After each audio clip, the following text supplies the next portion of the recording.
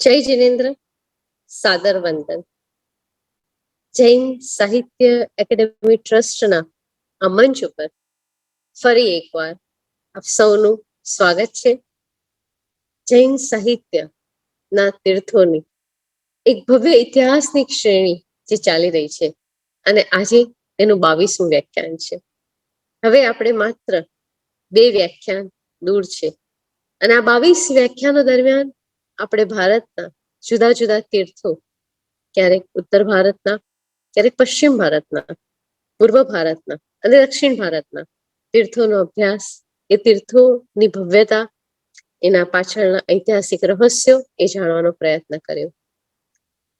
જૈન સાહિત્ય academy trust નો આ short term course પાછળનો મુખ્ય હેતુ એ જ હતો કે જે જૈન તીર્થો છે એના દર્શનાર્થે આપણે જ્યારે જઈએ ત્યારે જો એના ભવ્ય ઇતિહાસની ઝાંખી આપણને થયેલી હોય તો આપણને આપણી ભક્તિ અને જ્ઞાન બંનેમાં એક વિશેષ ઉમેરો થાય. અને એ અંતર્ગત આજે આપણે આંધ્ર અને કર્ણાટક એ પ્રદેશના जैन तीर्थों अभ्यास विषय बात करवाना चाहिए. आप सभी जानते हैं कि हमारे साथ श्री ऋषभ भाई भंडारी आज जुड़े हैं. मैं उनका इस मंच पर आपकी ओर से और ट्रस्ट की ओर से बहुत ही स्वागत करती हूँ. ऋषभ भाई प्रणाम.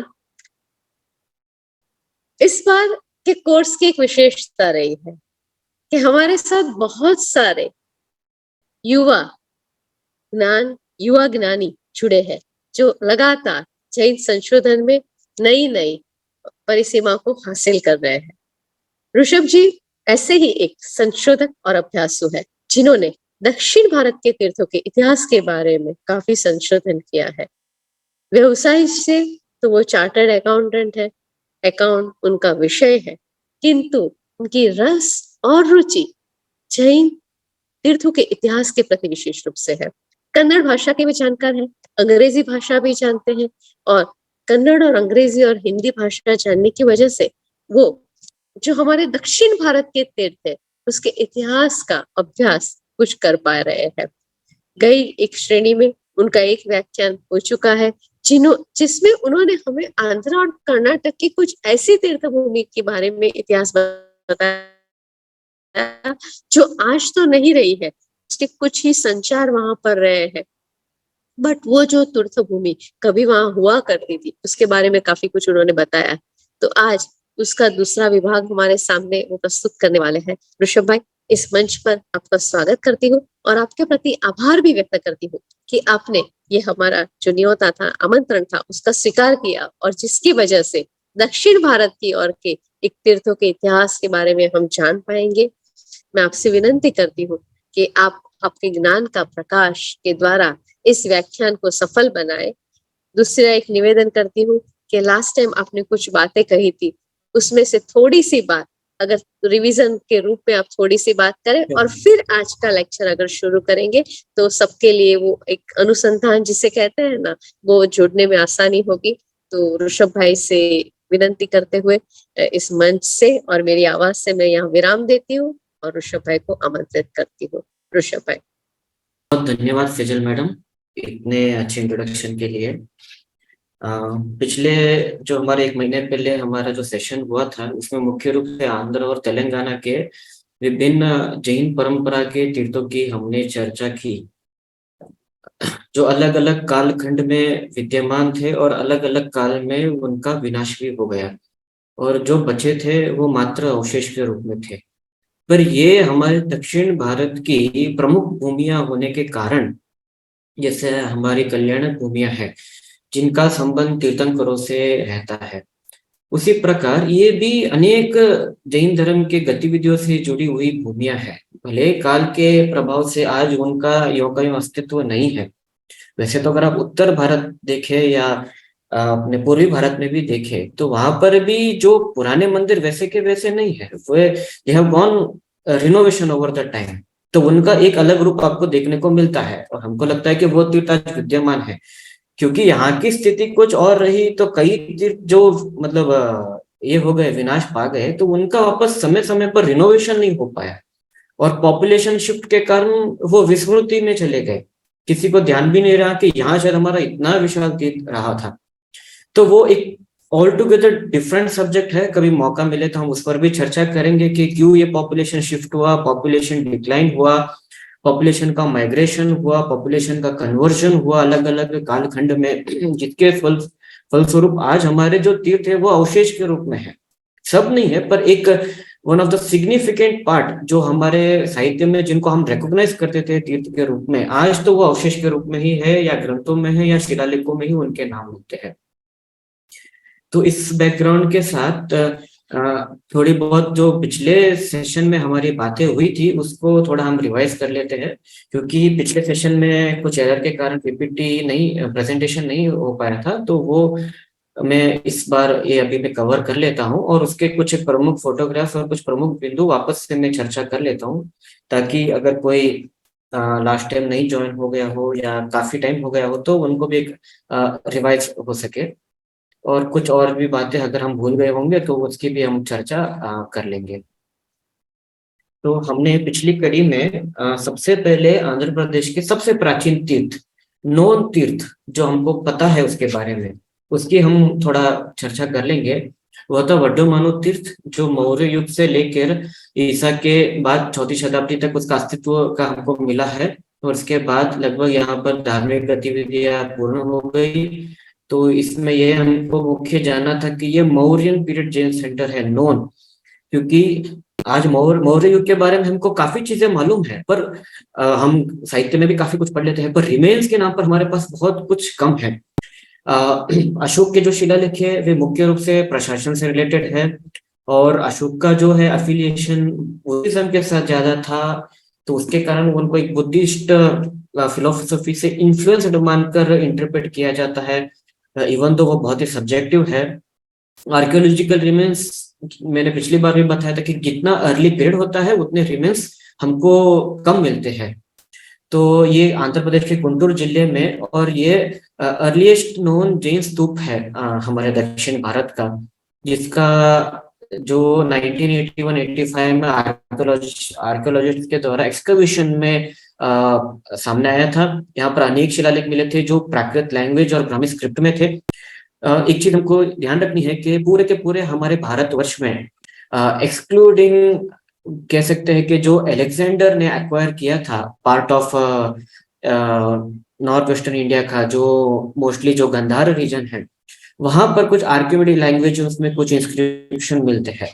उसको अगर छोड़ दे तो वो समय से लगभग आप देखेंगे कि पहली दूसरी शताब्दी तक, over the period of 500 to 700 years तक, जो जो लैंग्वेज, जो बेसिकली जो लैंग्वेज प्रचलन में रही भारतवर्ष में और अपने वेरिएंट्स के साथ, प्राकृत का मतलब ये है कि प्रकृति, तो जहां लोगों की जिस प्रकार प्रकृति रहती थी, बेसिक्स बीइंग सेम, जब आप उच्चारण करते हैं तो उसमें थोड़ा डिफ्रेंशिएशन आ जाता है वर्ड्स में। तो प्राकृत के अनेक भेद बन गए, मगध में बोलने वाली मागधी कहलाई, महाराष्ट्र में बोलने वाली महाराष्ट्री, गांधार में बोलने वाली गांधारी प्राकृत, इस प्रकार अनेक उसके वेरिएंट्स निकल गए। तो उसी प्रकार यहाँ पर भी जो इंस्क्रिप्शन है, इवन दो बीइंग डेक्कन, ऐसा नहीं है कि कन्नड़ भाषा थी, तेलुगु भाषा थी, नहीं, ये इनका विकास प्राकृत के बाद आता है, ओरिजिनल प्राकृत है, उसका इवोल्यूशन कई सारी, आज मेजोरिटी अगर आप लेंगे जो लोकल लैंग्वेजेस है उनका इन्फ्लुएंस प्राकृत से मिलता है। अनेक वर्ड्स, नए रिसर्चर्स जो भी हुए हैं रिसेंट टाइम्स में भी, जैसे एस शेटर नाम के एक बहुत बड़े विद्वान थे जिन्होंने भाषा विज्ञान को लेकर काफी काम किया था, उसमें भी कन्नड़ भाषा और कन्नड़ भाषा की एंटिक्विटी को लेके, तो उन्होंने भी ये कंक्लूजन निकाला है। उन्होंने अपनी एक बहुत ही प्रसिद्ध किताब है प्राकृत जगत वलय नाम से, कन्नड़ में है किताब, तो उसमें उन्होंने दिखाया कि एक्चुअली कन्नड़ का डेराइवेशन, इवोल्यूशन ऑफ कन्नड़ा और कन्नड़ा से बाद में तेलुगु, तो ये जो है बेसिकली प्राकृत से हुआ है, संस्कृत से नहीं हुआ है। तो उसके बहुत सारे आर्ग्यूमेंट्स एक्सेट्रा उन्होंने उसमें दिए गए हैं। और स्क्रिप्ट भी रिकॉग्नाइज्ड है, ब्राह्मी स्क्रिप्ट इंडिया की one of the oldest Brahmi script. तो यही मीडियम यहाँ पर आंध्र प्रदेश में भी बिफोर क्राइस्ट रहा है।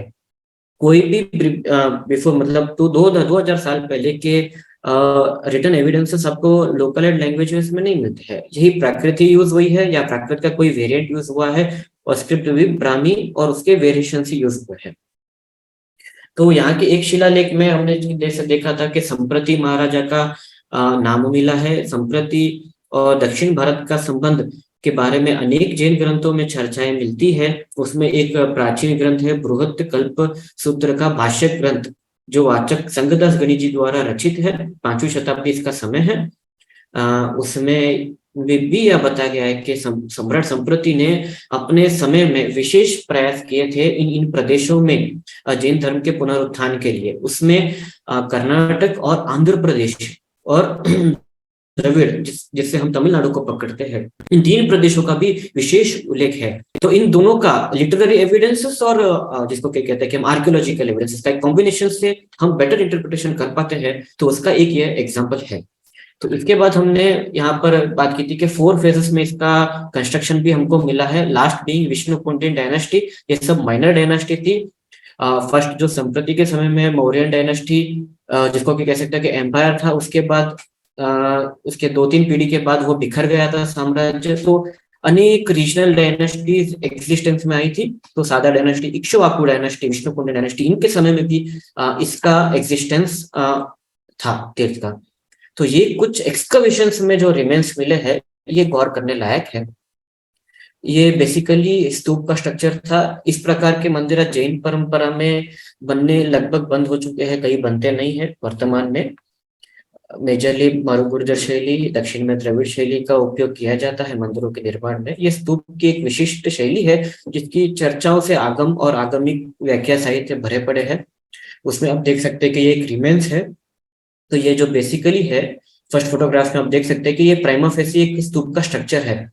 एक तरह से गुंबद की तरह रहता है। ये रेलिंग रहती है, अपर रेलिंग, यहाँ पे बिलो और एक रेलिंग रहती है, और ऊपर इस प्रकार का स्क्वायर एक बॉर्डर बनाया जाता था, और इस प्रकार यहाँ पर पुष्पमाला चढ़ाई जाती थी स्तूप पर, मतलब एंग्रेविंग में। तो ये एक प्राइमा फेसी आप इमेजिन कर सकते हैं कि जो आज भी बुद्धिस्ट ट्रेडिशन में जिंदा है, वो श्रमण ट्रेडिशन में कॉमन थी पहले के समय में। तो समय के साथ जब माइग्रेशन हुआ, एक्सचेंजेस ऑफ कल्चर्स हुए हैं, तो उसमें स्ट्रक्चर भी इवॉल्व हुआ है। तो ये वन ऑफ द रिमेन्स है। ये रिमेन देख सकते हैं कि ऑलमोस्ट 350 एडी का है, जो मतलब 3rd-4th फेज में जब रिनोवेशन हुआ का तब का एक ये आर्टिफैक्ट है। ये भी आप देख सकते हैं पिलर्स एक्सेट्रा जो एक्सकवेशन में सामने आए हैं। ये जो मैंने कहा कि लोअर रेलिंग थी, जैसे आज भी हम बनाते हैं रेलिंग, इस प्रकार की रेलिंग इसके एक्सकवेशन में तो पूरी की पूरी मिली थी। ये स्ट्रक्चर हुआ करता था पूरा इस तरह से राउंड के इसमें। फिर ये भी एक इंस्क्राइब वाटर शेड्स है अनेक तरह के। एक चीज आपको आर्कियोलॉजी के रिलेटेड ध्यान रखनी है कि जो रिमेन्स मिलते हैं काफी पुराने, उनमें one of the important remain for interpreting better past is pottery. Pottery का डिजाइन, पॉटरी में क्या लिखा गया है, पॉटरी की टेक्नोलॉजी जिससे बनाया गया है, किस संदर्भ में, और उनका स्ट्रक्चर क्या है, ये सब बहुत इंपॉर्टेंट होता है, जिससे हम जो एक्सकवेटेड साइट है उत्खनन में जो हमको साइट मिली है उसका हम बेटर इंटरप्रिटेशन कर सकते हैं। तो इस तरह के अनेक इंस्क्राइब्ड ब्राह्मी कैरेक्टर्स में ये पॉटर शेड्स भी हमको मिले हैं। एक आउटर वॉल है जिस पर 4th फेज में जो रिनोवेशन किया गया था उनका शिलालेख है इसमें। ये भी ब्राह्मी स्क्रिप्ट में ही है और प्राकृत लैंग्वेज में है। उसके बाद हमने श्री पर्वत तीर्थ की बात की थी। इसका भी बहुत ही पुरातन अस्तित्व रहा है। कर्नूल जिले में ये था, एक सिद्ध क्षेत्र था। जिस प्रकार आज पालिताना है, समेत शिखर है, उसी प्रकार ये दक्षिण में एक पर्वतीय क्षेत्र था जहाँ पर फ्रीक्वेंटली विजिटेड था लोगों के द्वारा, मुनि भगवंतों के द्वारा।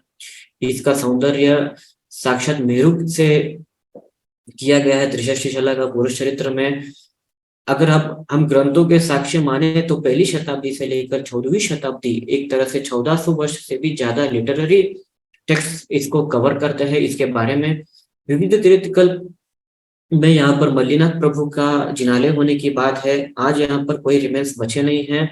एक मल्लिकार्जुन स्वामी के नाम से एक लेटर पीरियड का टेम्पल है जो हिंदू परंपरा में भी काफी रेवर्ड है, काफी माना जाता है। यही के एक शिलालेख में श्वेतंबर जैनों के ऊपर आई हुई आपदा का भी वर्णन है और उनका नरसंहार की भी चर्चा है, जिसकी हमने थोड़ी बहुत बात पिछले सेशन में की थी। तो ये श्री पर्वत है, बहुत ही खूबसूरत तीर्थ। ये पर्वतीय क्षेत्र है बेसिकली। अब यहाँ पर कोई भी हमको रिमेन्स नहीं मिलते, इसको जानने का एकमात्र साधन ही हमारे लिए हमारे प्राचीन ग्रंथ है। उसके बाद हम और एक पर्वतीय क्षेत्र पर गए थे, राम तीर्थम। यहाँ पर भी कोई शैव नहीं है, पर बहुत सारे रिमेन्स बिखरे पड़े हैं। उग्रादित्य नामक एक जैनाचार्य ने यहाँ पर एक आयुर्वेद के ग्रंथ की रचना की थी, जिसकी भी हमने चर्चा की थी। कल्याणकारक उस ग्रंथ का नाम था। विष्णुवर्धन फोर्थ, जो ईस्टर्न चालुक्यास ऑफ वेंगी थे, वो यहाँ पर श्री नंदी के एक शिष्य के रूप में थे। श्री नंदी आचार्य उग्रादित्य जो इस ग्रंथ के कर्ता थे, उनके गुरु थे। तो हम देखते हैं कि पॉलिटिकली भी ये एक काफी इंपॉर्टेंट साइट रही है, विजिटेड थी, और अलग अलग डायनेस्टीज के समय में भी विजिटेड था। 11th सेंचुरी इंस्क्रिप्शन में भी यहाँ पर एक मुनि भगवान के द्वारा यहाँ पर पधारने की एक शिलालेख यहाँ के गुफा में विद्यमान है।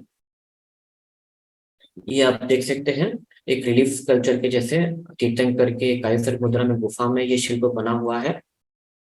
लगभग 10वीं शताब्दी पूर्व का ये है, आइकॉन है। रामगिरी, इसका इस तीर के अनेक नाम है। रामकोंडा आज जाना जाता है, पहले रामगिरी भी मिलता है, रामतीर्थम भी मिलता है। यहाँ पर भी स्तूप विद्यमान थे। आज हम ये प्रॉपरली डिटरमाइन करने के पोजीशन में नहीं है कि ये बेसिकली किस ट्रेडिशन को बिलोंग करते थे, वेदर जैनिज्म को और बुद्धिज्म को। पर गिवन द अदर रिमेन्स और लिटरेरी रेफरेंसेस, ये बहुत लाइकली है कि ये स्तूप जैन स्तूप रहे होंगे। तो ये एक उसका बेस जो थोड़ा बहुत वहां पर पर्वत पे मिला था, उसके ये फोटोग्राफ्स हैं। और ये यहाँ की, क्योंकि ये मैंने पिछली बार भी कहा था कि ये थोड़ा ओडिशा से लगकर है, तो वहाँ का आर्ट का भी इन्फ्लुएंस इस क्षेत्र में थोड़ा देखा जा सकता है, जो यहाँ की जिन मुद्राओं में आप देख सकते हैं। विशेषकर जिन जिन प्रतिमाओं में दक्षिण भारत में और दक्षिणापथ में लांछन बनाने की प्रथा नहीं थी, ये भी हमने कही थी बात। पर ये बीइंग ओडिशा की इन्फ्लुएंस्ड ये एक जिन मूर्ति है। यहाँ पर आप बैल का लांछन, इतना बड़ा लांछन आप देख सकते हैं। ये बीइंग द एक्सेप्शन, क्योंकि ये बॉर्डर रीजन में आ जाता है। और ये अधिष्ठायक देव की मूर्ति है। और एक यहाँ पर साइड में और एक जिन प्रतिमा, ये खंडित अवस्था में है। पर्वत पर ही ये प्रतिमा आज भी विद्यमान है।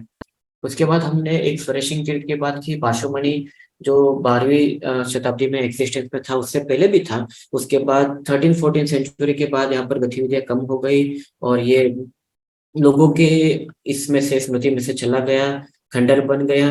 20th सेंचुरी में वापस इसका रिनोवेशन हुआ जैन जैन परंपरा और वहाँ के आसपास के निवासियों के द्वारा।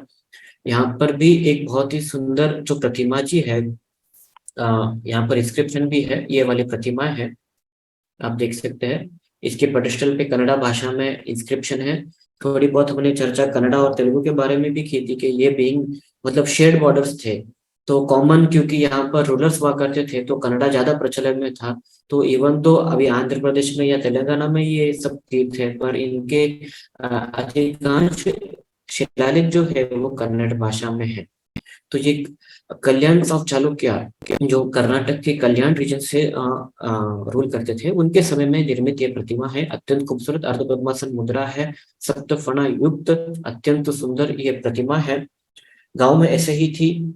इसका फिर कम्युनिटी को जब ध्यान में आया तो उन्होंने इसका बहुत ही सुंदर मंदिर बनाया है। ये वहां पर एक और एक पेद्दातुम्बलम में ही और एक रामा टेम्पल के नाम से जाना जाता है। इसके आउटर वॉल्स में एक जिन बिंब बना हुआ है, जिससे ये हमको थोड़ा बहुत ये कह सकते हैं कि कुछ अंदाजा मिलता है कि शायद इस श्राइन का भी कोई रिलेशन पूर्व में जैन परंपरा से रहा होगा। तो ये जो है बेसिकली ये टेम्पल का स्ट्रक्चर भी कल्याण के चालुक्य के समय में जो बनता था उससे मिलता जुलता है। तो एक हम बेटर अंडरस्टैंडिंग करने पर है कि प्रोबेबली श्राइन का रिलेशन राम से ना होकर एक्चुअली तीर्थंकर से रहा होगा। तो यहाँ पर इसका रिनोवेशन साध्वी श्री सुलोचना श्री जी और सुलक्षणा श्री जी महाराज साहब, इनके गाइडेंस और इनके इंस्पिरेशन से ये ये सेंटर वापस अपने वैभव को प्राप्त कर सका है। उसका नेबरिंग की एक किल के बारे में बात की थी, जो और अर्ली पीरियड का है, 9th सेंचुरी के आसपास का, चिन्नातुब्लुम। तो यहाँ पर आप देख सकते हैं कि ये देखिए, आपको कभी भी जब भी हम जिनबिम को देखते हैं कि वो तो उसका एक स्ट्रक्चर भी हमको गौर कर लेना है, तो उससे आपको थोड़ा बहुत over the period of time और थोड़ा बहुत स्टडी से आपको अंदाजा आ जाएगा कि ये किस पीरियड को बिलोंग करती है। तो ये बहुत ही इंपॉर्टेंट है। ये पर्टिकुलरली राष्ट्रकूटास एरा की प्रतिमा है, ये दोनों प्रतिमाएं अत्यंत खूबसूरत। और इस तरह की प्रतिमाएं आपको पुलपाक तीर्थ, जिसकी आज हम चर्चा करने वाले हैं, उसमें भी हमको मिलती है। छिन्नातुम्बलम के बाद हमने एक महत्वपूर्ण ऋषभ पर्वत की हमने चर्चा की। ये भी 9वीं शताब्दी 10वीं शताब्दी के बीच का यहाँ पर गतिविधियों की हमको थोड़ी बहुत जानकारी है, पर इसका एग्जिस्टेंस तो उससे भी पूर्व का है। हरिकेसरी तृतीय जो चालुक्य था, वेम्बलवाडों के थे, तो ये यहाँ के रूलर थे। हमने थोड़ी बहुत इसके बीच साहित्य की भी चर्चा कर ली। आदि महाकवि, कन्नड़ के आदि महाकवि पंप और उनके लघु भ्राता जिनवल्लभ, तो इन दोनों की भी हमने चर्चा की और उनका एक जो रिलेशन है इस शाइन के साथ। बेसिकली जो यंगर ब्रदर थे जिनवल्लभ, उन्होंने यहाँ पर ये शाइन बनाई थी और इंस्क्रिप्शन लिखवाया था 3 भाषाओं में, संस्कृत, कन्नड़ा एंड तेलुगु। तो ये अपने आप का एक त्रिभाषीय शिलालेख है, जो अन्यत्र कहीं पर भी दक्षिण भारत में नोन नहीं है। दक्षिण भारत क्या, इस पीरियड के पूरे भारत में इस तरह का शिलालेख कहीं पर भी विद्यमान या उसकी जानकारी अभी तक तो हमको नहीं है। ऋषभ पर्वत, ऋषभाद्री, बोम्मलगुट्टा, इसके अनेक नाम हैं। इस शिलालेख में अपने भाई के प्रति एक लघु भ्राता अपने जो वड़ील भ्राता है, अपने भाई है, उसके प्रति अपना आदर, बहुमान, प्रेम व्यक्त करते हैं। और क्योंकि वो साहित्य के बहुत बड़े फिगर थे महाकवि पंप, तो अपना परिचय देते हुए कहते हैं कि मैं पंप का छोटा भाई हूँ। इस प्रकार वो अपना परिचय देते हैं। यहाँ की शाइन बेसिकली त्रिभुवन तिलक के नाम से जानी जाती थी। त्रिभुवन तिलक ये फ्रीक्वेंटली यूज्ड टर्म है, बहुत दक्षिण भारत में और उत्तर भारत में भी, जिनालय को एड्रेस करने के लिए। तो फिर हमने कहा कि हाँ, एक इम्पॉर्टेंट पॉइंट यहाँ पर ये था कि यहाँ पर ये कह रहे हैं जिनवल्लभ कवि कि ये जो ऋषभदेव भगवान और महावीर स्वामी है, ये हमारे कुल देवता है। हमारे परिवार के कुल देवता कौन है, तो वो परिचय देते हैं कि ये दोनों तीर्थंकर हमारे आदि तीर्थंकर और अंतिम तीर्थंकर, ये दोनों हमारे कुल देवता है और उनको हम रिकॉग्नाइज करते हैं। इस प्रकार से ये शिलालेख है, बहुत ही इंपॉर्टेंट है। वो समकालीन जैन कल्चर क्या था और आज कितना इवॉल्व हुआ है, नई चीजें आई है, पुरानी चीजें डिलीट हुई है, इस प्रकार के डिफरेंसेस को समझने के लिए भी आर्कियोलॉजिकल रिमेन्स देखिए कि किस प्रकार सहायक हो सकते हैं। तो ये बेसिकली वहाँ के रिमेन्स है। ये आदि तीर्थंकर और अंतिम तीर्थंकर, ये ऋषभदेव और ये महावीर इंस्क्रिप्शन में है। और ये ऋषभदेव की अधिष्ठायी देवी चक्रेश्वरी माता, और ये अन्य तीर्थंकरों के और ये अन्य तीर्थंकरों के शिल्प नीचे बने हुए हैं। तो ये बेसिकली ये जो चक्रेश्वरी माता का शिल्प भी बहुत ही यूनिक है, अन्य कहीं पर भी बहुत रेयर है, रेयर कल्चर है। हाँ, कुलपाक तीर्थ में आज भी एक इसका इससे मिलता जुलता स्कल्पचर लेटर पीरियड का आज भी विद्यमान है। तो ये एक प्रकार से एक जो पर्वतीय शिला है उसके ऊपर एक खुदवाया हुआ है और इधर इसके नीचे इंस्क्रिप्शन है पूरा का पूरा। आप देख सकते हैं ये चक्रेश्वरी देवी का शिल्प है, इसके नीचे आप लेटर्स थोड़ा बहुत देख सकते हैं क्योंकि इस तरह से पेंट कर दिया गया है। ये बेसिकली रीडिंग के लिए उन्होंने पेंट किया था इसको। तो नीचे ये पहले कन्नड़ा में, बाद में संस्कृत में और बाद में तेलुगु में, इस प्रकार से ये त्रिभाषीय शिलालेख है। इसके नीचे ये आप देख सकते हैं, ये इसके नीचे जो इतना पोर्शन है इसमें लगभग 12-15 लाइन्स में पूरा का पूरा कवर किया गया है। ये इतना बड़ा शिलालेख है इसके नीचे। उसके बाद आज हम अन्य तीर्थों की चर्चा पर आते हैं। उसमें एक प्रमुख तीर्थ है दानवुलपाडु, जो आज कडप्पा, आंध्र प्रदेश के कडप्पा जिले में आता है। ये भी राष्ट्रकूटा एरा का टेम्पल है। देखिए, एरास को जानना काफी इंपॉर्टेंट बन जाता है, चाहे आप किसी भी प्रदेश के तीर्थों के बारे में आप जानना चाहते हैं या उसकी हिस्ट्री को ट्रेस करना चाहते हैं, तो era is very very important कि उस समय में किनका शासन था। भगवान महावीर जब विद्यमान थे तब भारत के specially northern part of India में कई जगह पे गणतंत्रात्मक व्यवस्था थी। मतलब एक समूह हुआ करता था, डिसीजन मेकिंग बॉडी, वो डिसाइड करता था और रूल करते थे। एक प्रकार की डेमोक्रेसी है, तो आज भी हम यूज करते हैं गणतंत्र, डेमोक्रेटिक। तो इस प्रकार का था। और मोनार्किक जो मतलब राजतंत्र, दोनों प्रकार की व्यवस्थाएं थी। पर मौर्य युग आते आते ये जो गणतंत्र की व्यवस्था थी लगभग लगभग पूरी की पूरी टूट गई और उन सबका विलय राजतंत्र में हो गया। तो मौर्य युग से लेके आप देख सकते हैं कि अंग्रेजों के जमाने तक, भले अंग्रेज अपने को एक प्रकार की मोनार्की ना कहते हो, पर एक्चुअली वो मोनार्कियल सिस्टम ऑफ रूल ही था। तो एक आप देख सकते हैं कि लगभग 2200 साल का भारत में राजतंत्र की व्यवस्था ही चली, मोनार्कियल रूल जिसको हम इंग्लिश में कहते हैं, जहाँ पर एक राजा होता था और उसकी डिसीजन मेकिंग बॉडी होती थी, and he is the final decision maker. गणतंत्र में क्या होता था कि एक बॉडी हुआ करती थी म्यूचुअली, जो बेसिकली वो टॉपिक एक अलग है कि वो कैसे छूट होते थे, वो हमारा विषय नहीं, वो पॉलिटिक्स का विषय है, पॉलिटी का। तो एक गांव के विशिष्ट जन इकट्ठे होते थे, उनका भी एक प्रकार से चुनाव होता था, एक बॉडी बनती थी 10 लोग की, 20 लोग की, जैसे डिसाइड करते थे, और वो गांव के सभी प्रमुख निर्णयों को लेते थे, अपनी एक मिलिट्री भी मेंटेन करते थे। इस प्रकार एक गण होता था, मीन सिंगल इंडिविजुअल वहां पर ना लेकर एक बॉडी होती थी, ताकि सभी के इंटरेस्ट प्रिजर्व हो सके। ये बेसिकली उसमें ये था। तो उसके बाद अलग अलग एरा आते हैं, मौर्य युग आया, उससे पूर्व नंद युग था, उसके बाद अनेक अनेक आए, गुप्ता एम्पायर आया। इस प्रकार के फिर स्थानीय दक्षिण में अलग हो गए, इसमें उत्तर भारत में अलग अलग हो गए, तमिलनाडु में अलग हो गए। इस प्रकार जो डिवीजन हुआ अलग अलग एरास का, उसको आप समझेंगे तो आप आर्कियोलॉजी को बेटर इंटरप्रेट करने के पोजीशन में होंगे, नहीं तो आप कंफ्यूज हो जाएंगे। ये आप मतलब ये तो वैसे आपके लिए बेसिक कोर्स है, पर जब किसी को भी इंटरेस्ट हो कि मुझे इसके बारे में या इस एक प्रदेश के बारे में और मुझे जानना है, तो one of the first thing is to understand the eras. आप जिस प्रदेश के बारे में समझना चाहते हैं तो वहां की रूलिंग डायनेस्टीज क्या हुआ करती थी, तो एक पॉलिटिकल एंगल भी जो है उसका आपको समझना इंपॉर्टेंट हो जाता है। तो दानवलपाड़ू के रिमेन्स हमको राष्ट्रकूटा एरा से मिलते हैं। राष्ट्रकूटा एरा एक बहुत ही इंपॉर्टेंट एरा है जैनिज्म के हिस्ट्री में। जैनिज्म के अलग अलग संप्रदायों का यहाँ पर विद्यमानता इस एरा में रही, और एक one of the important era रहा। राष्ट्रकूटा एरा के बारे में एक विद्वान थे एस शेट्टर, जिनका मैंने नाम पहले भी लिया था। उन्होंने एक रिसेंटली अभी वो एक्सपायर हो चुके हैं 1 साल भर पहले, तो अपने जो जिसको क्या कहते हैं कि लास्ट वर्क जो उन्होंने किया वो था इंस्क्रिप्शंस के बारे में। फर्स्ट मिलेनियम के मतलब पहले 1000 सालों के जितने कन्नड़ा इंस्क्रिप्शंस है उसको उन्होंने इकट्ठा किया। तो फिर उनको इकट्ठा करके उन्होंने उसका बाइफर्केशन किया, कितने टेम्पल से रिगार्डिंग है, किसी एडमिनिस्ट्रेशन के है, कोई किसी और डिवाइस के है, हीरोस्टोन से, इस प्रकार का डिवीजन किया। डिवीजन करने के बाद टेम्पल्स के उन्होंने देखे, क्योंकि फर्स्ट जो है उसमें सबसे बड़ा फर्स्ट मिलेनियम है, उसमें अगर सबसे बड़ा एरा रूलिंग एरा रहा तो वो राष्ट्रकूटों का रहा। और जो एक दक्षिण भारत से लेके महाराष्ट्र के एक बहुत बड़े हिस्से तक अपना रूल किया करते थे।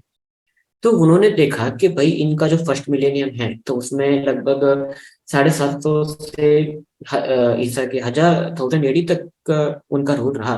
तो कंस्ट्रक्शन ऑफ टेम्पल्स का एक उन्होंने उसमें उनको बहुत साल लगे, एक्चुअली 10 years प्लस उन्होंने उसको लिए डिवोट किया उस वर्क को रेडी करने के लिए। उसमें उन्होंने गौर किया कि जो टेम्पल्स है, तो उन्होंने परसेंटेज निकाला कि राष्ट्रकूटा टाइम पे कितने अलग अलग ट्रेडिशंस के टेम्पल्स बने। तो उनके सामने भी एक शॉकिंग फिगर है कि ऑलमोस्ट 40 to 50% जो श्राइन्स थी, जो भी टेम्पल्स थे, तो उसमें 40% to 50% जैनिज्म और तीर्थंकरों से रिलेटेड श्राइन्स का निर्माण इनके काल में हुआ था। तो ये बहुत इंपॉर्टेंट फिगर है। ये वो समय में वहाँ की डेमोग्राफी, वहाँ की पॉपुलेशन के बारे में समझने के लिए बहुत इंपॉर्टेंट पॉइंट है। इसलिए जब भी हम बात करते हैं तो एरा को हम रेफर करते हैं कि रूलिंग एरा कौन था, कौन सा रूलिंग एरा था। तो ये भी एक इम्पोर्टेंट पॉइंट आपको नोट करनी है, राष्ट्रकूटों के समय में ऑलमोस्ट 40% जो टेम्पल्स थे अलग अलग, सबको अगर मिला के अगर 40% जैन श्राइन्स थे, ये बहुत इंपॉर्टेंट फिगर है हमारे लिए।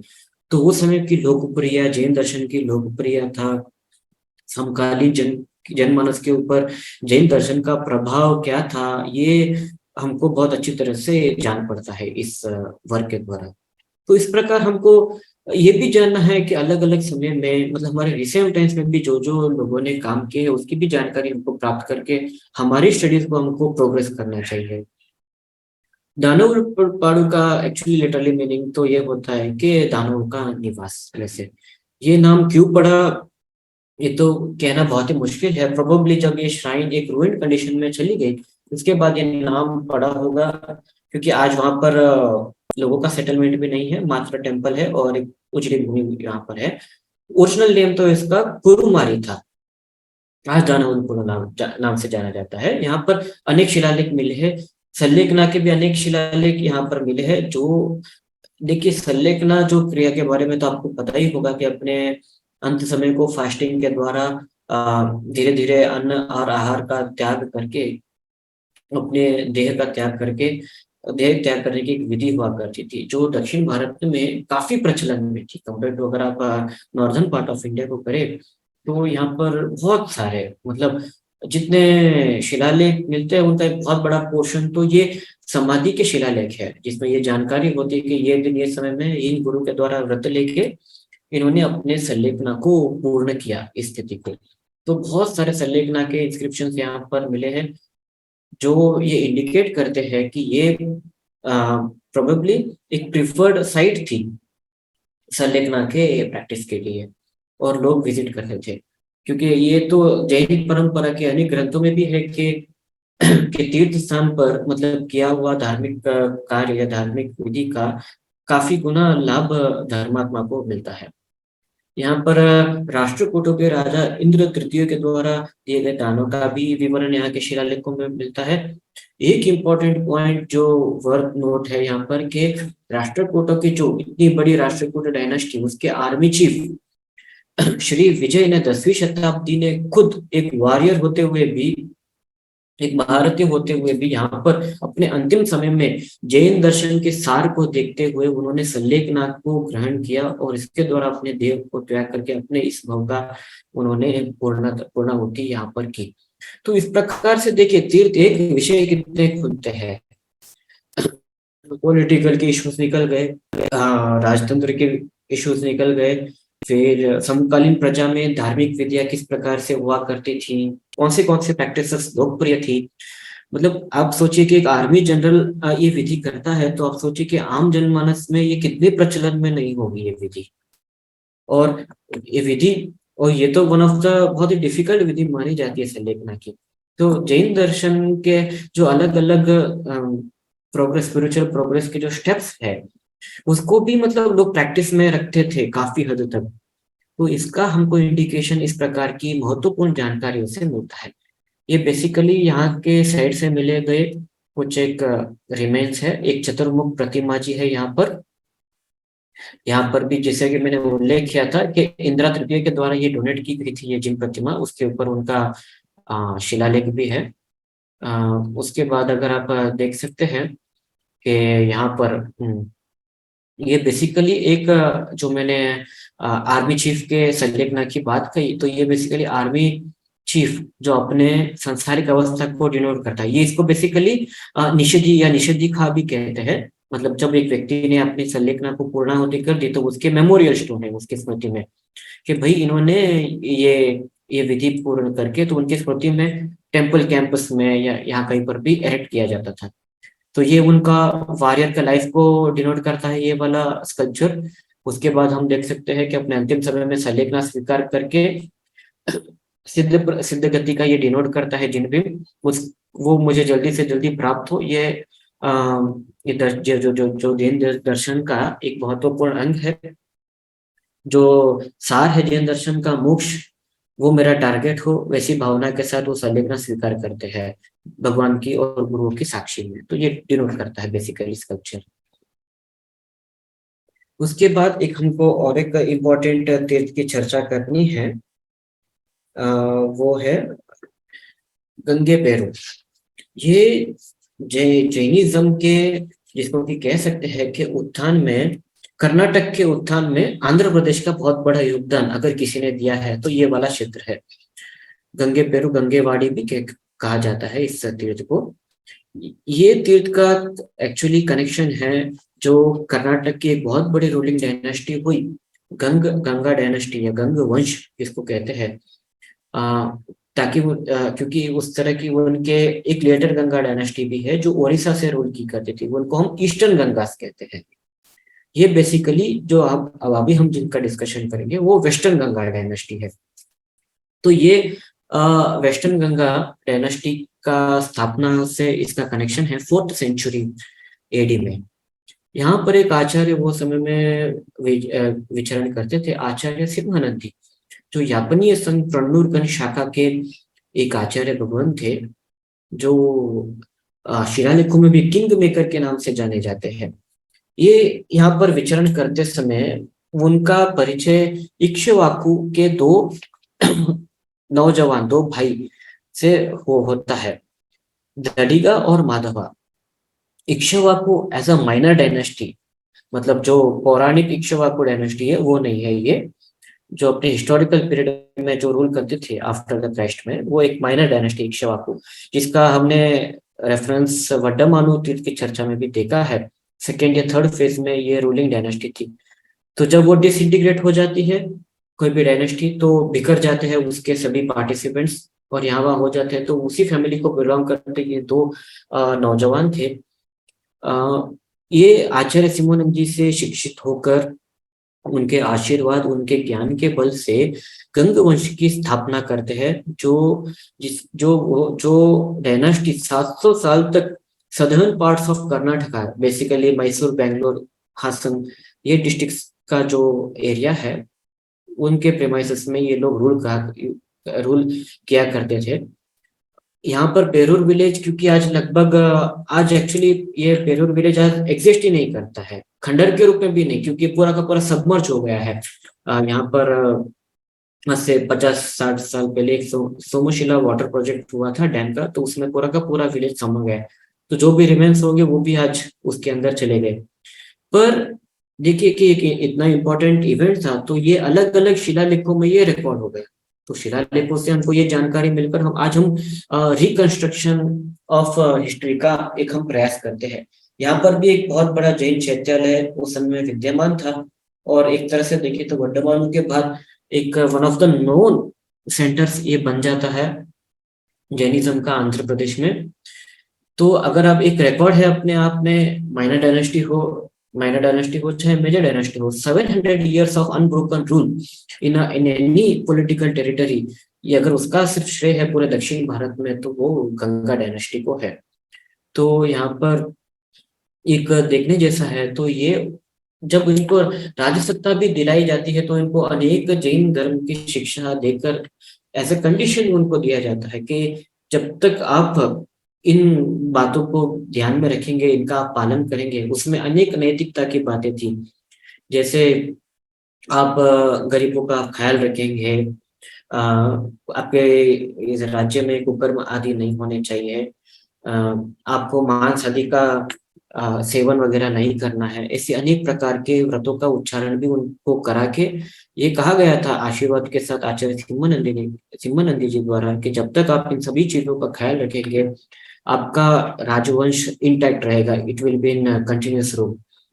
तो इसके साथ और एक जैनाचार्य अपनी अंतिम उनको कंडीशन कहते हैं कि आप युद्ध करने की परिस्थिति आती है और आप युद्ध भूमि में जाते हो, तो आपको कभी भी कायरों की तरह भागकर नहीं आना है। ये भी एक उनको चीज, इतनी इंपॉर्टेंट चीज उनको वो समझाते हैं। तो देखते हैं कि जैन डायनेस्टी या जैन मोनेस्ट्रीज भी जो हुआ करती थी, और जैन गुरुओं के सानिध्य में मात्र एक विषय नहीं, धार्मिक शिक्षण के साथ पॉलिटिकल ज्ञान, sociology, ethics, political science, psychology, इस तरह के अनेक तरह के सब्जेक्ट्स एज एंसिलरी सब्जेक्ट्स पढ़ाए जाते थे। क्यों? क्योंकि जो दर्शन की नैतिकता है वो अलग अलग विषयों के द्वारा फ्लो होनी है, तो आपको अलग अलग विषयों का भी साथ में कभी भी ज्ञान आवश्यक बन जाता है। तो ये गंगेवाड़ी की हमने चर्चा की, आंध्र प्रदेश का कनेक्शन है, कर्नाटक में राज्य सत्ता के स्थापना के लिए निमित्त बनता है। क्योंकि यहाँ पर कोई रिमेन्स नहीं है, तो कोई इसके फोटोग्राफ्स भी आज हमको अवेलेबल नहीं होते हैं। अगला एक इंटरेस्टिंग श्राइन है गोलट्टा गुड़ी। ये बेसिकली तेलंगाना के महबूब नगर डिस्ट्रिक्ट में आता है। इसका एग्जिस्टेंस पर आर्कियोलॉजिस्ट ने बेसिकली अपना 8th से 12th सेंचुरी तक लगाया है। ये एक एक देखिए, अगर आप इसको देखेंगे कि ये प्योरली एक ब्रिक स्ट्रक्चर है, अनलाइक अदर टेम्पल्स जो कि प्योरली स्टोन से बने हुए, हार्ड स्टोन से। तो ये एक ब्रिक्स को बनाने की टेक्नोलॉजी थी, उससे बनाया हुआ ये था। बेसिकली 4 फ्लोर्स का ये टेम्पल मतलब था ये वाला। तो अगर आप देख सकते हैं कि ये मात्र एक बंजर भूमि पर रिमेन्स के रूप में आज मौजूद है। तो यहाँ पर 4 फ्लोर्स थे इसके, इंक्लूडिंग ग्राउंड फ्लोर्स। तो यहाँ पर एक ये भी देख सकते हैं कि पहले का स्ट्रक्चर, आज हमको कई स्थान पर शिलालेख मिलते हैं पर रिमेन्स नहीं मिलते हैं। तो उसका कारण ये है कि क्योंकि ये ब्रिक टेक्नोलॉजी थी, तो जब वो खंडर हो गए तो ब्रिक्स भी यहाँ वहाँ हो गई, लोगों ने भी यूटिलाइज की। मैंने खुद ने अपने फील्ड वर्क में देखा है कि कई प्राचीन रिमेन्स को लोगों ने अपने घरों में लगाया हुआ है, अपने कंपाउंड में लगाया हुआ, इस प्रकार से जो जो काम की चीज थी तो वो डिसइंटीग्रेट हो जाती अगर कोई उसका देख रेख करने वाला नहीं है। तो यहाँ से प्राप्त एक 12वीं शताब्दी के इंस्क्रिप्शन में पार्श्वनाथ प्रभु के मंदिर का अस्तित्व की हमको जानकारी मिलती है। और मेघचंद्र सिद्धांत देव जो कन्नूरगण वापस यापनीय परंपरा का एक शाखा थी। ये गण गज की परंपरा बहुत पहले से है, स्वयं भगवान महावीर के समय से है। तो एक गण का नायक एक गणधर कहा जाता था अपने में। उसी प्रकार अगर हम देखें, और यहाँ के जो रिमेन्स है और भी जो छोटे मोटे रिमेन्स है वो किला मारी म्यूजियम महबूब नगर जो डिस्ट्रिक्ट सेंटर है वहां पर रखे हुए हैं। ये बेसिकली आज का फोटोग्राफ है वहाँ का। ये अदर रिमेन्स है। ये बेसिकली ब्रिक स्ट्रक्चर बनाकर इसके ऊपर एक प्रकार की लाइमस्टोन, मतलब जो चूना कहते हैं उसको, उसकी ये बनाए गए पाउडर से उसकी प्लास्टिंग थी। वो आप व्हाइट कलर आप देख सकते हैं फोटोग्राफ में। अब ये टोटली नेग्लेक्टेड है, कोई इसकी देखरेख करने वाला नहीं है। वहां से प्राप्त एक प्राचीन प्रतिमा का ये महबूब नगर के म्यूजियम में जो रखी गई है उसका ये फोटोग्राफ है साइड में। एक यहाँ पर तीर्थंकर रिमेन्स के रूप में आप देख सकते हैं कि इतने बड़े चरण चिन्ह मिले हैं, जो बेसिकली स्ट्रक्चर एनालाइज करने से मालूम पड़ता है कि एक्चुअली एक आइडल के ये चरण चिन्ह है, ना सिर्फ फुटप्रिंट्स, प्रॉपर एक आइडल के ही फुटप्रिंट्स है। तो इनका साइज देखिए और मंदिर का साइज देखिए तो आपको पता लगेगा कि कितनी बड़ी जिन प्रतिमा यहाँ के गर्भगृह में विराजमान रही होगी। अगला एक विशिष्ट विशिष्ट तीर्थ है पाटन चेरू। पाटन चेरू पोट्टलकेरे भी, इस पुटलकेरे नाम से भी ये तीर्थ जाना जाता है। तो पाटन चेरू एक इम्पोर्टेंट सेंटर है हैदराबाद से 25 किलोमीटर की दूरी पर। यहाँ आज जो जनश्रुति है लोगों में, आज भी लोग जो ऐसी बातें करते हैं वहाँ के स्थानीय लोग कि यहाँ पर 500 से अधिक जिनालय विद्यमान थे। और एक तरह के देखिए, आज के जो अर्बन सेंटर्स है आपके, वो अर्बन सेंटर्स पहले सबके सब वही अर्बन सेंटर थे ऐसा नहीं है। एंशियंट इंडिया के अर्बन सेंटर्स ही अलग है। आज राजगृही लोगों के लिए एक विलेज होगा बिहार में, पर उस समय में वो one of the biggest urban centre था। उसी प्रकार पाटन जरूर अपने इसमें वेस्टर्न चालुक्य के रूल में एक प्रोमिनेंट अर्बन सेंटर था। तो उसकी बाउंड्रीज कहाँ तक थी वो भी पता लगाना हमको काफी मुश्किल पड़ जाता है, उसके लिए बहुत इन डेप्थ रिसर्च चाहिए। और इसका संबंध वेस्टर्न चालुक्यस मीन्स चालुक्यस ऑफ कल्याण उनसे था। अत्तिमब्बे नामक एक यहाँ की श्राविका यहाँ की इस प्लेस से बिलोंग करती थी, जो एक बड़ा नाम है जैन साहित्य जगत में। और एक जिसको कह सकते हैं कि जैन प्रोमिनेंट जैन फिगर्स के में जिन जिन लोगों का नाम आता है तो उनमें अत्तिमब्बे श्राविका का भी नाम आता है, जिन्होंने अजितनाथ प्रभु का चरित्र कन्नड़ में लिखवाया था एक रन्ना कवि के द्वारा। और उसकी आज प्रतियां पूरे दक्षिण भारत में उन्होंने वितरण कराई थी। और इनका एक ये था कि ये बहुत बड़े स्तर पर इन्होंने अपने समय में डोनेशन दिया था। जैन धर्म की पॉपुलैरिटी के लिए उन्होंने बहुत परिश्रम किया था। आज लोग अनेक समारोह में अनेक तरह के गिफ्ट देते हैं, अनेक अनेक अनेक अनेक अनेक तरह की चीजें देते हैं। अतिमब्बे श्राविका किसी का भी विवाह होता था तो उनको भेंट में शांतिनाथ प्रभु की स्वर्ण प्रतिमाएं भेंट स्वरूप दिया करती थी। तो इसी इसी ऐसी मतलब बहुत ही इंटरेस्टिंग चीजें हमको अर्ली मेडिवल इंडिया की हमको मालूम पड़ती है। इस स्थान का संबंध एक ब्रह्म शिव मॉन्क पोएट मॉन्क थे अपने जमाने के, जो इन्होंने समय परीक्षा नाम का एक बहुत अद्भुत ग्रंथ लिखा हुआ है जो समकालीन सभी जैन धर्म की परिस्थितियों को समझाता है, आंध्र और कर्नाटक की रीजन को। ये भी यही से बिलोंग करते थे, और इन्होंने कितने ही जो श्राइन्स कन्वर्ट हुए जैन धर्म के ऊपर, जो जो आपदा आई, इसका सभी सोशल पॉलिटिकल एनालिसिस अपने ग्रंथ समय परीक्षा, कन्नड़ ग्रंथ है, इसमें उन्होंने किया हुआ है। आज भी यहाँ के रिमेन्स, पाटन चेरू के रिमेन्स, थोड़े रिमेन्स चेन्नई के म्यूजियम में है और थोड़े हैदराबाद के खजाना बिल्डिंग म्यूजियम में है। ये रिसेंटली डिस्कवर्ड एक स्कल्पचर है यहाँ का, पाटन चेरू से। तो ये बेसिकली एक जिन मूर्ति है, और यहाँ पर जो लोग विजिट के लिए आ रहे हैं तो उनका मतलब डिपिक्शन है इसमें। उसके बाद दो और प्रमुख तीर्थों की चर्चा करनी है अभी हमको। उसमें एक महत्वपूर्ण तीर्थ है हनुमकोंडा तीर्थ। ये वन ऑफ द, अगर आप कह सकते हैं कि अगर 5 प्रमुख तीर्थों में गिनना है तो Hanumakonda one of them. Hanumakonda का कनेक्शन काकतीय डायनास्टी, ये आंध्र प्रदेश तेलंगाना से रूलिंग एक बहुत ही इंपॉर्टेंट डायनास्टी रही है, जिसका ओरिजिन, जिनके एंसेस्टर्स का ओरिजिन जैनिज्म से रहा है और जैन फैमिली से रहा है। इनका उल्लेख हमको विविध तीर्थ कल्प में भी मिलता है। विविध तीर्थ कल्प आचार्य जिनप्रभ सूर्य जी की कालजयी कृति है। उसमें वो अनेक बातों की चर्चा करते हैं, अनेक तीर्थों की, अनेक प्रदेशों की तीर्थों की उन्होंने चर्चा की है। विविध तीर्थ कल्प अभी आप मेरे पास है तो मैं दिखा दूं, ये विविध तीर्थ कल्प है इंडियन अनुवाद के साथ। मैं इसलिए दिखा रहा हूँ कि देख के अगर कभी कोई वस्तु हम देखते हैं तो उसको पढ़ने का या उसको देखने का, उसके बारे में और थोड़ी बहुत जिज्ञासा पैदा हो, इसलिए मैं ग्रंथ के भी दर्शन करा रहा हूँ, और करने ही चाहिए ग्रंथों के भी दर्शन। तो इसमें आचार्य जयप्रभ सूर्य जी ने एक स्वतंत्र चैप्टर दिया है हनुमकोंडा तीर्थ के बारे में, और यहाँ पर अनेक जिनालयों के अस्तित्व की भी उन्होंने चर्चा की है। शांतिनाथ भगवान का मंदिर, फिर इनका पार्श्व भगवान के मंदिर आदि, नेमिनाथ भगवान का मंदिर आदि के उन्होंने उल्लेख किया है। क्योंकि इस तीर्थ के साथ काकतीय वंश का रिलेशन रहा है, तो उन्होंने काकतीय वंश का भी एक लाइनेज भी दी है, और एक किस तरह से एग्जिस्टेंस है वो नैरेटिव भी दिया है। शॉर्ट में मैं बता दूं कि होता यह है कि यहाँ पर एक मेघचंद्र नाम के आचार्य रहते हैं। हनुमकोंडा और आज का वारंगल, ये दोनों एडजॉइंट सिटीज है। वारंगल का नाम एकशिला नगर था, तो उस एकशिला नगर और हनुमकोंडा में बस 4-5 किलोमीटर का ही डिफरेंस है। तो एकशिला नगर में एक मोनेस्ट्री थी, एक विद्या केंद्र था। वहां पर माधव वर्म नाम के एक बहुत ही तेजस्वी युवक पढ़ाई करते थे, अपने उनके गुरु थे माधव चंद्र।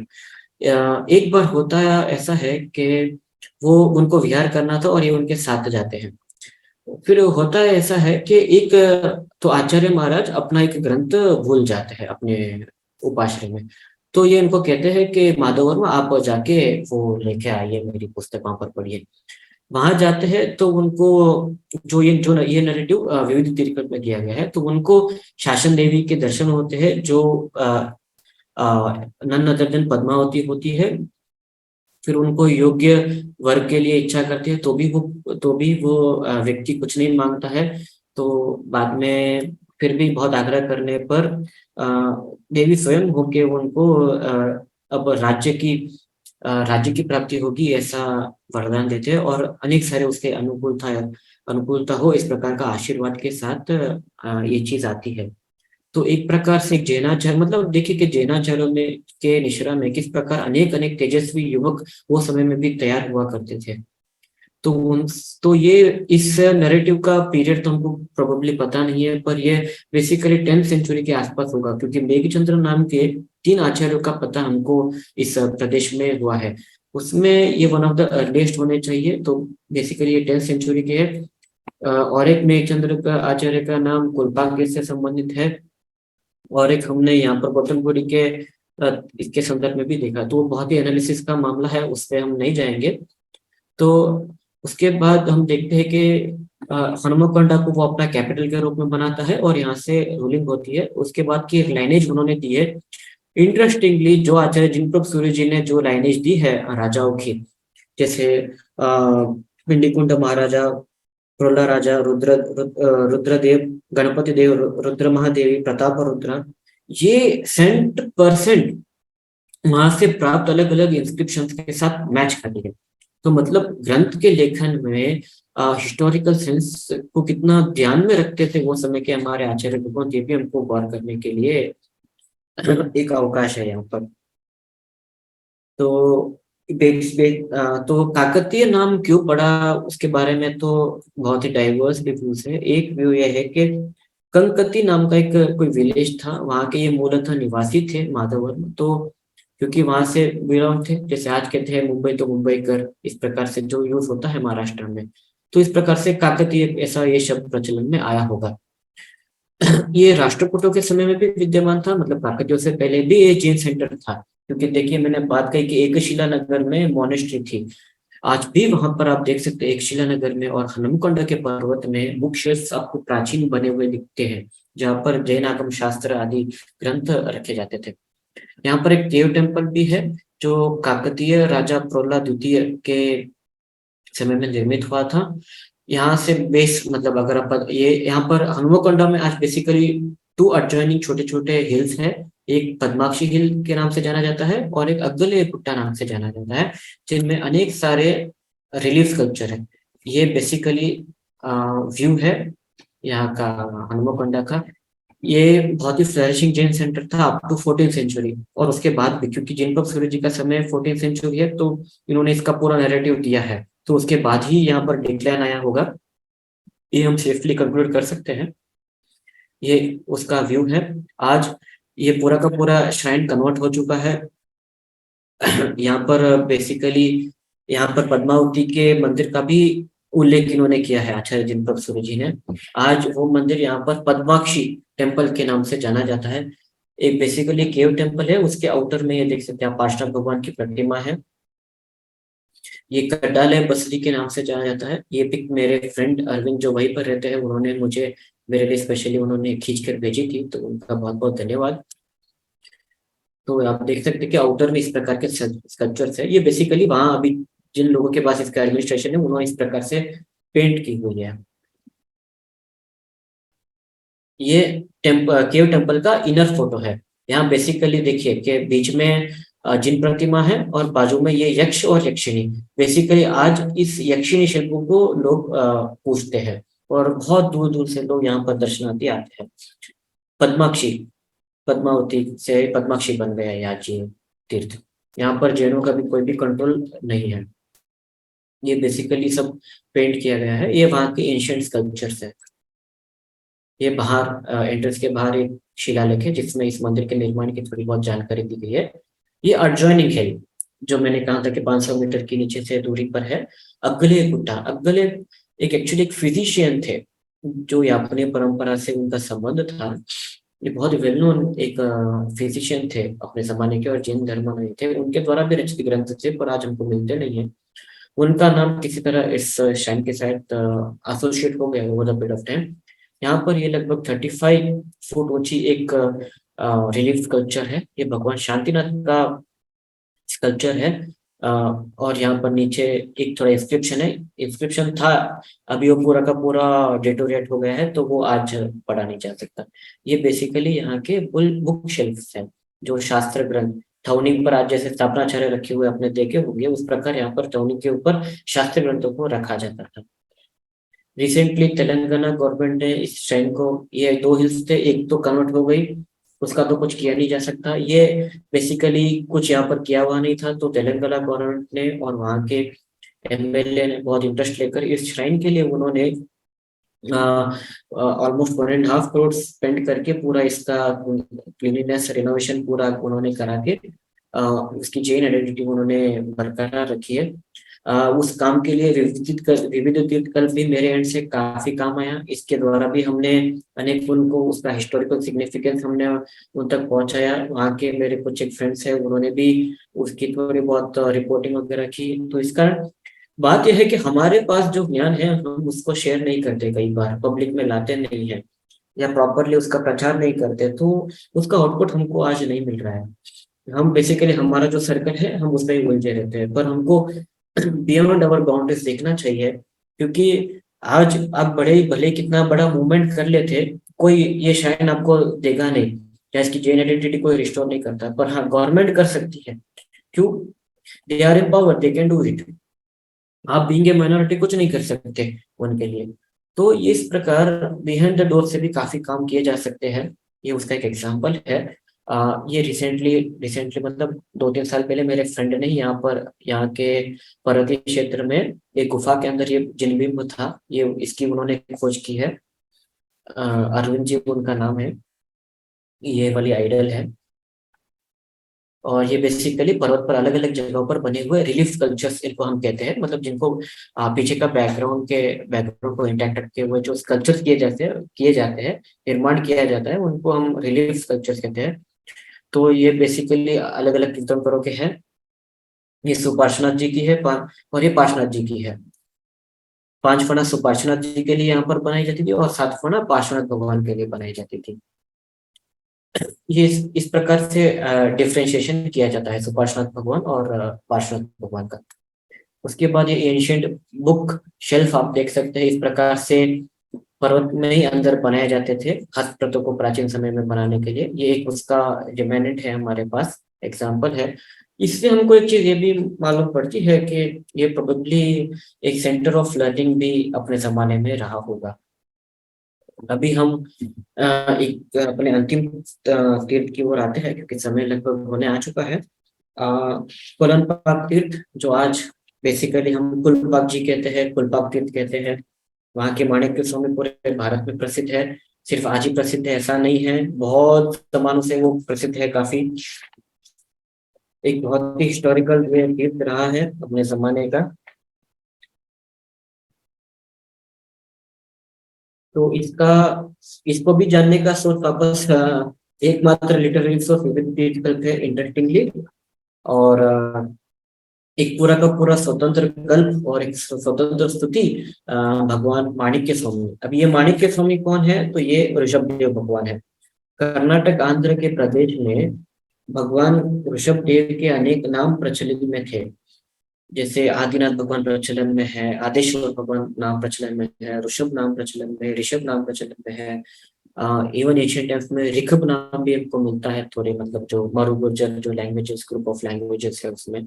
उसी तरह कर्नाटक में एक बहुत ही सुंदर उनका नाम प्रचलन में था, माणिक्य स्वामी। ये सिर्फ मतलब ये एक श्राइन नहीं है, कुलपाक एक श्राइन नहीं है जहाँ उनको इस नाम से एड्रेस किया गया है। कर्नाटक के आज भी बहुत सारे ऐसे मंदिर हैं जहाँ उनको, और आंध्र प्रदेश में भी, जहाँ के शिलालेखों में भी भगवान का नाम माणिक्य स्वामी से एड्रेस किया गया है उनको। जैसे आप जानते हैं कि नवरत्न में सबसे वन ऑफ द प्रोमिनेंट रत्न माणिक है, रूबी स्टोन है। तो जिन्होंने, क्योंकि ये प्रथम थे तो उनका नाम माणिक्य स्वामी है। ये बेसिकली उसके पीछे का लॉजिक है। तो इवन गंगा पीरियड के अनेक स्कल्पचर्स में भी ये नाम इनको मिलता है। तो हम देखते हैं कि 400 सेंचुरी से आज दिन तक 1600 साल तक ये नाम प्रचलन में है। तो एक माणिक्य स्वामी कल्प विविध कल्प में दिए गए।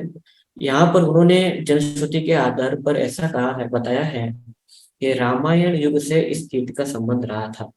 बेसिकली ये रावण के पास थी।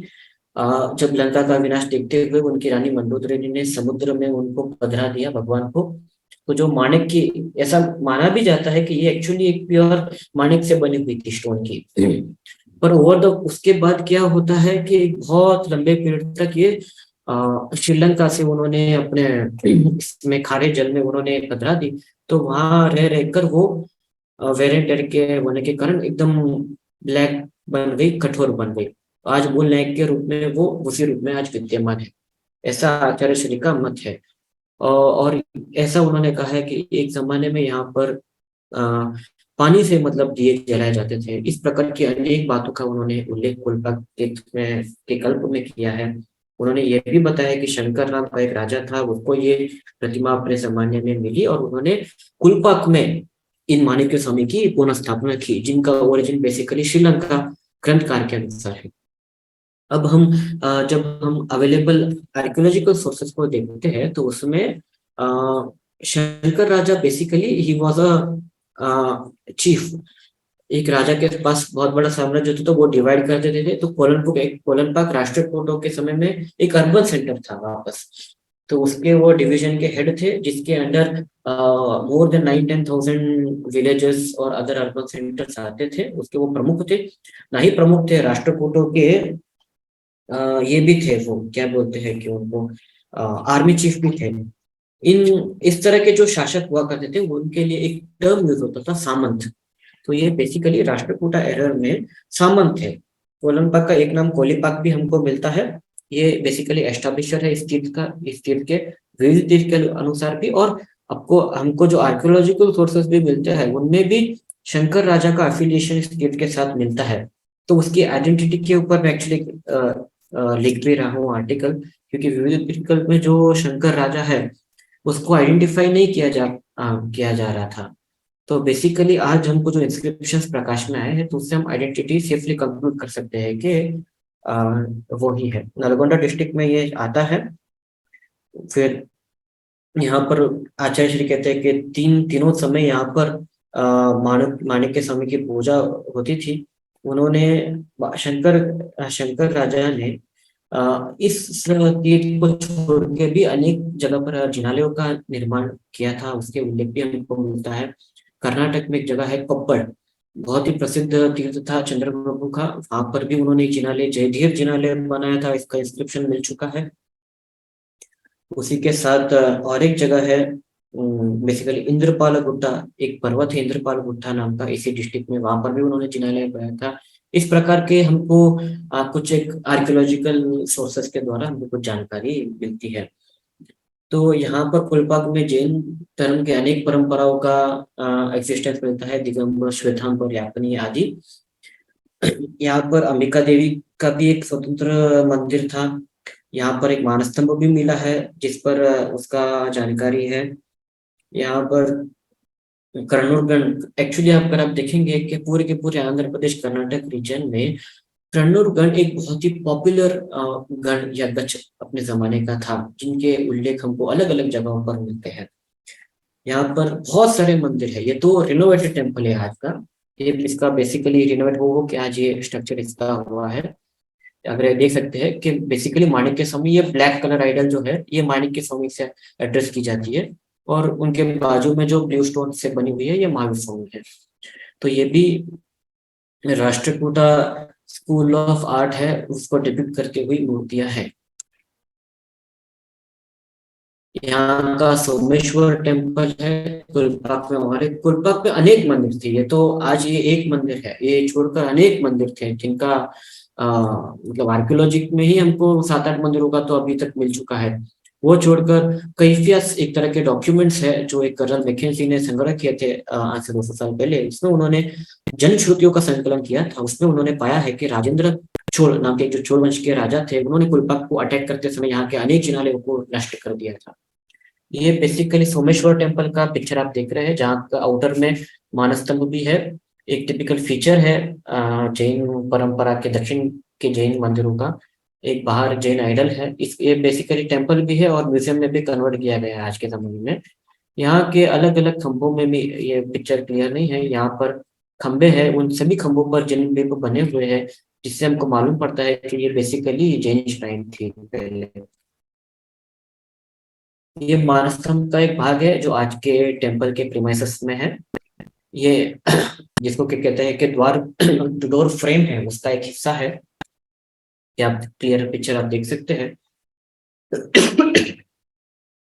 प्रवेश द्वार का एक एशियन टेम्पल का ये रहा होगा, जो आज रिमेन्स के रूप में यहाँ के टेम्पल में विद्यमान है।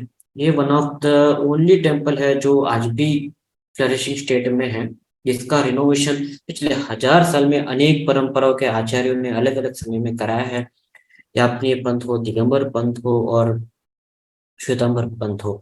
श्वेतांबर पंथ में मुख्य रूप से तथागत परंपरा के अनेक आचार्यों ने इसके रिनोवेशन के लिए गुजरात राजस्थान से विहार कर कर दक्षिण तक उन्होंने विहार किया, और यहाँ के शासकों से परमिशन ले लेके वापस इसको रिनोवेट कराया है। और हमारे लिए इस तीर्थ को आज तक मतलब अस्तित्व में रखा है, जो हमको कभी भी भूलना नहीं चाहिए।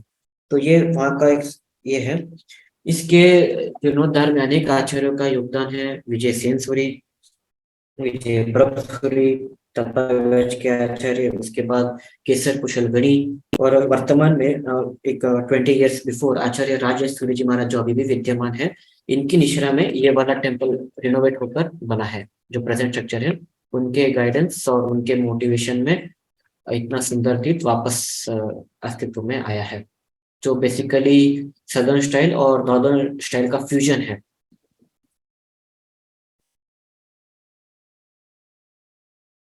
तो ये है फुलबाग के बारे में हमने कुछ महत्वपूर्ण बातें जानी।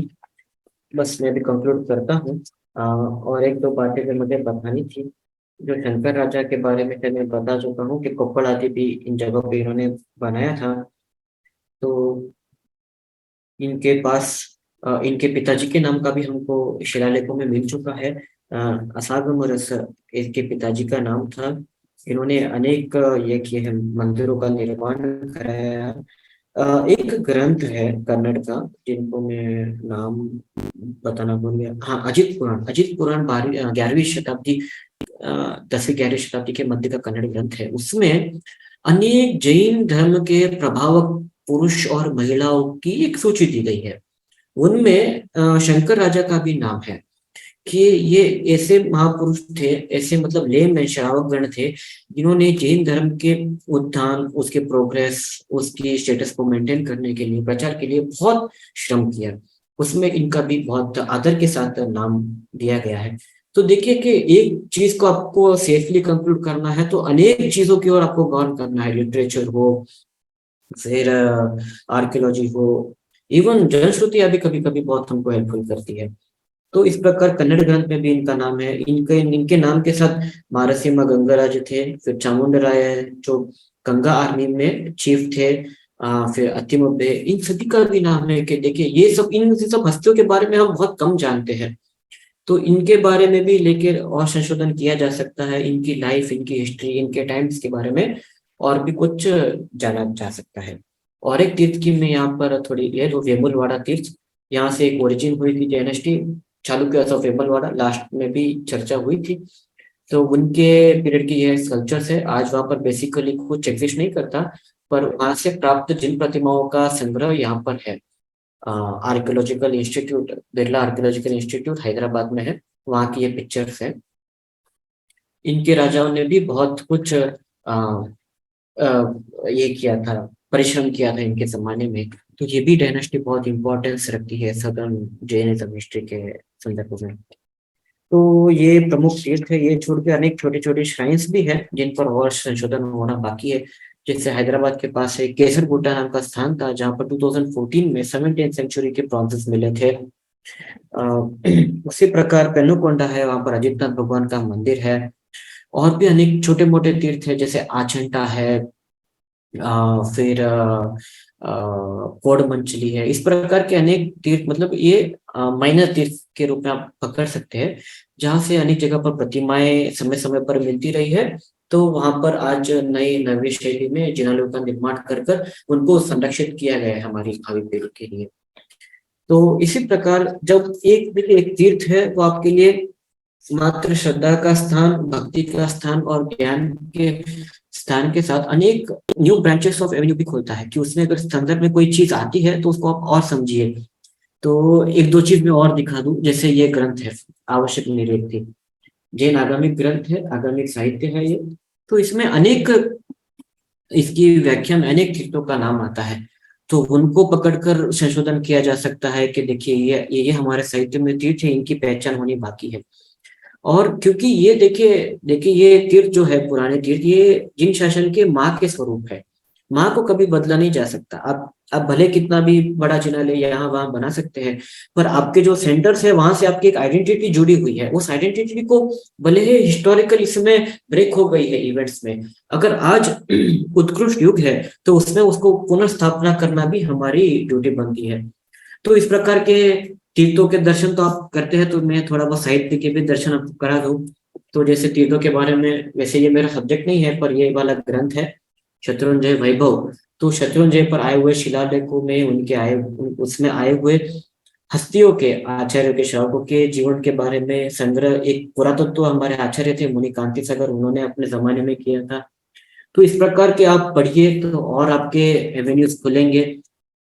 उसी प्रकार आज प्राकृत भाषा की बात निकली, तो प्राकृत भाषा जानने के लिए बहुत उसके और उसका साहित्य को जानने के लिए बहुत इंपॉर्टेंट ग्रंथ है प्राकृत साहित्य का इतिहास, डॉक्टर जगदीश चंद्र जैन के द्वारा यह लिखित है ग्रंथ। बहुत इसमें प्राकृत के लगभग सब इंपॉर्टेंट ग्रंथ, उनका परिचय, उनके इंपॉर्टेंट कंटेंट्स का उन्होंने संग्रह कर दिया है। एक प्रकार की एक ये मिनी एनसाइक्लोपीडिया ही है। तो किसी को प्राकृत के बारे में जानना है तो ये किताब अवश्य पढ़िए। तो इस तरह की चीजें भी आपको ध्यान में रखनी है। इस बात के साथ मैं आज के सेशन को कंक्लूड करना चाहूंगा, और आपके कोई भी क्वेश्चंस हो तो आप जरूर पूछ सकते हैं।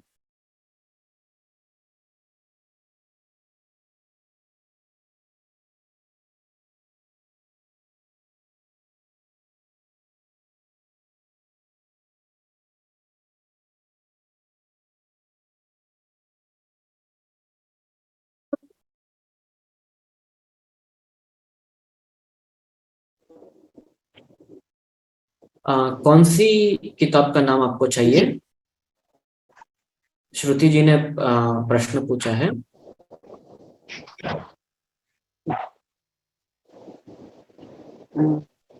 सीमा पे जी, ऋषभ भाई।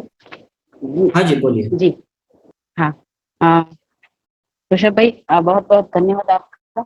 जो हमारे प्राचीन तीर्थ है, जो अभी अवशेष के रूप में है हमारे पास अभी विद्यमान है, और जी। जो हमारे इतिहास की इतनी धरोहर है, उन हाँ सभी जी। प्राचीन तीर्थों की, आंध्रा और कर्नाटक के प्राचीन तीर्थों की बात आपने हमारे साथ की।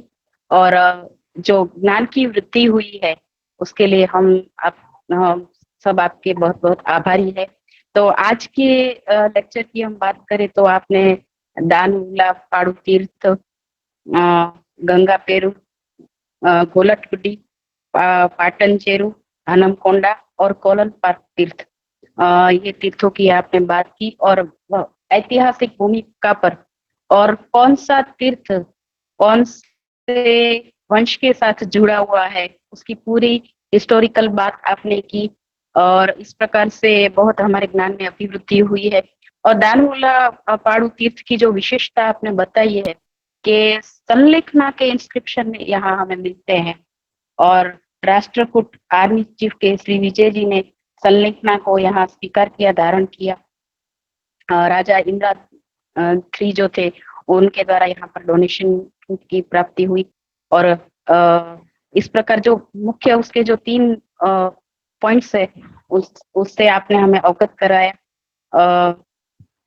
कोलन पार्क तीर्थ खास इसके बारे में हम सब जानते ही है, लेकिन इसके बारे में आपने बहुत और डिटेल में हमें जानकारी दी।